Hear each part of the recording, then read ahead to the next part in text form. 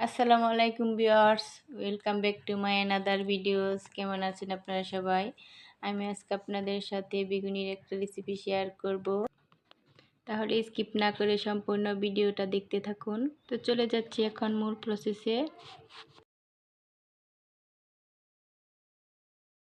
এখানে আমি একটা বেগুন ভালোভাবে ধুয়ে পরিষ্কার করে কেটে নিয়েছি।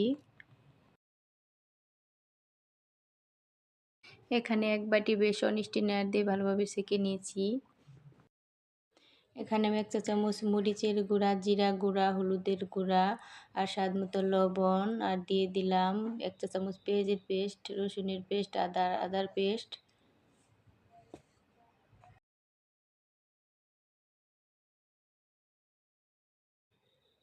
এখানে অল্প অল্প পানি অ্যাড করে হ্যান্ড উইচ দিয়ে ভালোভাবে মিশিয়ে নিতে হবে।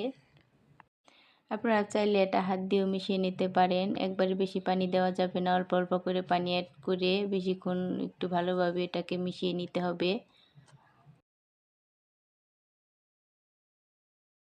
এখানে আমি আবারও পানি দিয়ে ভালোভাবে বিল্ড করে নিব, আরও কিছুক্ষণ ভালোভাবে মিশিয়ে নিব। এখানে অল্প অল্প করে পানি অ্যাড করতে হবে, যাতে বেশি ঘনও না হয় আবার একেবারে পাতলাও না হয়ে যায়। আমার এই প্রসেসে যদি আপনারা বেগুনি বানান, তাহলে বেগুনিটা বানানোর পরও 1-2 ঘন্টা পর্যন্ত এটা অনেক মুচমুচে থাকবে।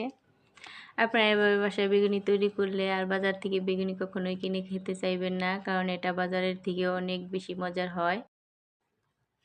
আর একটু পানি লাগবে, আমি এখানে আর একটু পানি দিয়ে নিচ্ছি। মিশিয়ে নেওয়ার পর আমার এখানে পারফেক্ট বেগুনি বানানোর জন্য বেসনটা একদম রেডি। আপনারা যখন আঙুল ডুবিয়ে দেখবেন, যখন এরকম আঙুলটা কুট হবে, তখনই বুঝতে পারবেন বেগুনি বানানোর জন্য বেসনটা রেডি। এখন 1 চা চামচ কর্নফ্লাওয়ার আর 1/2 চা চামচ বেকিং সোডা এখানে দিয়ে মিশিয়ে নিব। এখন আমি এখানে 1 টেবিল পরিমাণ তেল দিয়ে ভালোভাবে মিশিয়ে নিব। এটা দেওয়ার কারণে বেগুনিতে তেলটা পরে আর চুপ করবে না। এখানে অন্য একটা বাটিতে 1 টেবিল চামচ ময়দা, 1/2 চা চামচ মরিচের গুঁড়া আর পরিমাণ মতো লবণ দিয়ে আমি মিশিয়ে নেব। যারা আসলে বেগুনি বানানোর সময় বেগুনিতে বেসনটা ভালোভাবে কুট করতে পারেন না, তারা এভাবে করে নিতে পারেন। আমার এমনিতেই কুট হয়, আপনাদের তাও আমি দুটো এভাবে ভেজে দেখিয়ে দিব। বেগুনে ময়দা মেশানোর পর আমি বেগুনটা বেসনে ডুবিয়ে তারপরে তেলে ভেজে নিব।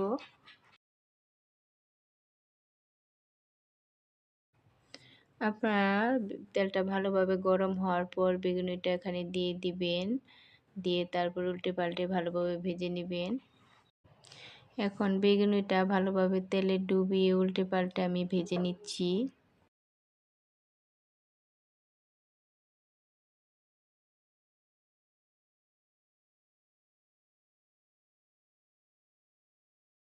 উল্টে নেওয়ার পর দেখতেই পাচ্ছেন বেগুনির কালারটা কত সুন্দর এসেছে। দুটো বেগুনি ময়দাতে কুট করে নেওয়ার পর বেসনে কুট করেছি, আর সবগুলো বেগুনি আমি শুধু বেসনে কুট করে ভেজে নিব। বেগুনিটা ভাজা হয়ে গেছে, এখন আমি এটা তেল থেকে উঠিয়ে নিব। আমি একইভাবে আরেকটা বেগুন কুট করে নিয়ে আপনাদেরকে ভেজে দেখাবো। আরেকটা টিপস আমি আপনাদেরকে বলে দিচ্ছি, আপনারা বেগুনিটা ভাজার পর একটার উপর একটা না রেখে ভালোভাবে ছড়িয়ে একটা একটা করে রেখে দিবেন, তাহলে অনেকক্ষণ পর এটা ক্রিস্পি থাকবে। যাই হোক, মাশাআল্লাহ, এই বেগুনির কালারটাও দেখেন অনেক সুন্দর হয়েছে। এভাবেই আমি সবগুলো বেগুনি ভেজে নিব। আপনাদেরকে দুটো বেগুনি আমি ভেজে দেখালাম।